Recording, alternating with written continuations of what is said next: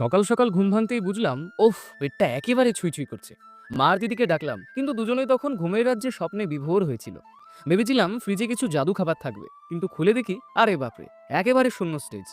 তখন মনে হলো না, নিজেকেই কিছু করে খেতে হবে। খিদের চেয়ে উত্তেজনা বেশি। আটা নিলাম, একটু চিনি আর 1 চিমটে লবণ নিলাম। ভাবলাম বানাই গোলা রুটি। তাওয়া নামালাম, গ্যাস জ্বালালাম, শুরু করলাম রুটির অভিযান। একটা, দুটো, তিনটে করে রুটি ভাজতে লাগলাম। উল্টে পাল্টে ভাজাভুরি করতে বেশ ভালো লাগলো। তবে হ্যাঁ, বাসনের যে অবস্থা! মা থাকলে বলতো, তুই রান্না করিস নাকি বাসন ভরাস। 3টে রুটি হলো, একটা মায়ের জন্য রেখে বাকি দুটো আমি খেয়ে ফেললাম, যেন রামায়ণের হনুমান। আর খাওয়ার গন্ধে কে চলে এলো জানো?